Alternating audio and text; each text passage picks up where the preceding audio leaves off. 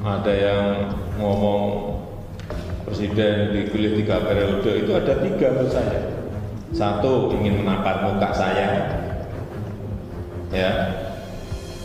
Yang kedua, ingin cari muka, padahal saya sudah punya muka. Yang ketiga, ingin menjerumuskan. Nah ya kan ya, bergeraknya memang biasanya baru di bulan Juli itu nanti mulai agak meroket itu September, Oktober, wah pas November Desember gini. Rambut Pak. Itu yang harus dirubah cara-cara seperti itu. Kurang lebih 10 tahun yang lalu kita juga sekarang bingung. Pesanan sudah kira-kira lebih dari 6.000. Dan pada kapasitas setelah uji emisi, setelah nanti sertifikat uji tipe ini kami pegang, perkiraan saya bisa 3 sampai 4 kali lipat yang pesan. Padahal kemampuannya baru 200-300. Kira-kira 200 sampai 300. Jadi mereka akan mengambil langkah pertama, meminta sidang istimewa MPR yang mungkin 1-2 pasal yang katanya perlu diperbaiki, yang mana saya juga tidak tahu. Tapi kemudian nanti akan ditawarkan pasal baru yang kemudian memberikan hak bahwa presiden itu bisa dipilih 3 kali. Janganlah membuat kegaduhan baru. Kita saat ini tengah fokus pada penanganan pandemi, dan saya tegaskan, saya tidak ada niat, tidak ada juga berminat menjadi presiden 3 periode. Konstitusi mengamanahkan 2 periode. Nah, itu yang harus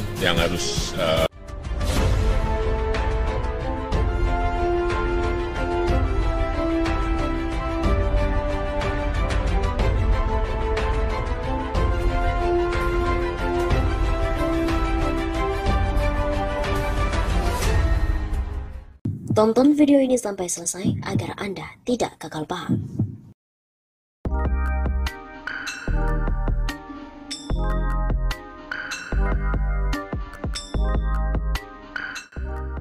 Menebak arah politik Jokowi di Pilpres 2024. 3 periode jabatan presiden hampir tidak mungkin terjadi di era reformasi. Indonesia sepertinya trauma mempunyai presiden terlalu lama.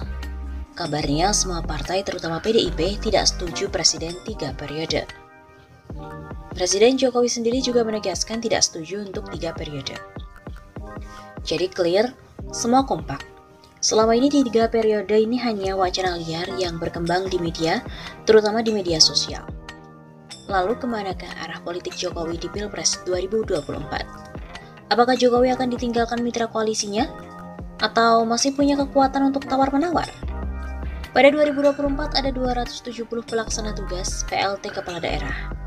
Semua PLT dipilih presiden dan memiliki kekuatan tersendiri. Apalagi jika menjelang 2024, Jokowi menjadi ketua umum salah satu partai. Kemungkinan Jokowi menjadi ketua PDIP, Demokrat, atau partai yang lain bukanlah hal yang mustahil. Nah, jika Jokowi memiliki partai, kekuatan tawarnya pun akan tetap besar. Di antara tokoh yang santer dan juga berpeluang maju di Pilpres 2024 adalah Prabowo Subianto, Anies Baswedan, Ganjar Pranowo, Sandiaga Uno, Ridwan Kamil, dan sejumlah nama lain. Di antara nama-nama itu siapa yang memungkinkan untuk didukung Jokowi?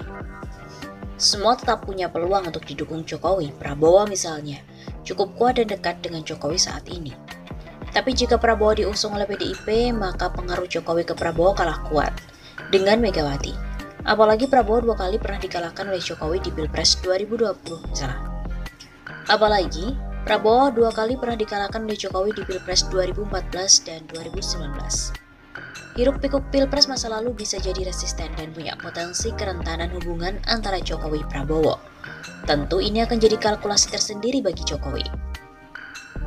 Selain Prabowo, orang yang cukup dekat dengan Jokowi adalah Ganjar Pranowo, Gubernur Jawa Tengah. Lagi-lagi Ganjar adalah kader PDIP. Tanpa jabatan presiden pasca 2024, Jokowi tidak akan dihitung kekuatannya oleh Megawati, yang notabene menjadi penguasa di partai berlambang kepala banteng. Artinya dominasi Megawati ke kader akan menihilkan Jokowi. Kecuali jika Ganjar membelot dan keluar dari PDIP. Sandiaga Uno dan Ridwan Kamil tidak terlalu dekat, tapi akan sangat ditentukan oleh partai pengusung dan elektabilitas. Sandi kader Gerindra sulit mendapatkan tiket maju dari Gerindra, mengingat Prabowo masih menjadi primadona di partai berlambang Garuda ini. Kecuali jika Prabowo batal maju di Pilpres 2024, Sandi akan punya peluang. Sementara Ridwan Kamil, selain tidak punya partai, elektabilitasnya juga tidak terlalu menonjol. Masih perlu kerja keras jika ingin dapat pinangan dan dukungan. Mendukung Anies, kalkulasinya bagi Jokowi lebih rasional. Selain elektabilitas yang menjanjikan, Anies sulit dikalahkan jika maju di Pilgub DKI lagi. Anies mesti nyapres, jika tidak, Anies akan bertarung di Pilgub DKI lagi sebagai incumbent. Seandainya pun semua partai dihalangi untuk mengusung Anies nyakup di DKI, Anies masih bisa lewat jalur independen. Di DKI, elektabilitas Anies tidak tertandingi. Akan sulit bagi siapapun untuk mengalahkan Anies di Pilgub DKI 2024. Incumbent, prestasi cukup banyak dan populer, serta fanatisme memilih sangat kuat. Soal ini, analis dan juga surveyor politik paham datanya. Jika Jokowi berniat membawa putra sulungnya Gibran Rakabuming ke Jakarta, mesti menghindari lawan Anies. Masih terlalu berat dan tidak tepat waktu. Untuk menghindari lawan Anies, di Pilgub DKI, Anies mesti dicapreskan. Jokowi dukung Anies ini akan jadi win-win solution. Pertama, keduanya pernah punya sejarah kedekatan yang bisa direkatkan lagi.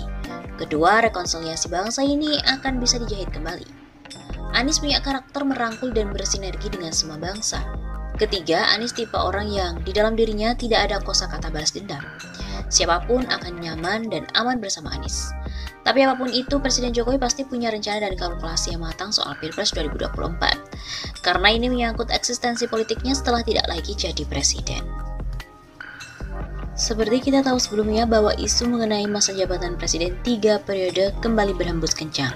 Sampai-sampai KSP mengatakan ada yang berusaha menjerumuskan Jokowi lewat isu masa jabatan 3 periode. Melalui keterangan tertulis dari Deputi 5 KSP Jalaswari, memberikan penjelasan, ia memastikan Jokowi sama sekali tak pernah memiliki hasrat untuk menjabat kembali sebagai presiden lagi. Terkait isu tersebut perlu ditegaskan bahwa Jokowi tidak memiliki hasrat sama sekali untuk masa jabatan presiden 3 periode. Presiden sampai dengan saat ini masih memegang komitmen reformasi tentang pembatasan periode masa jabatan 2 periode.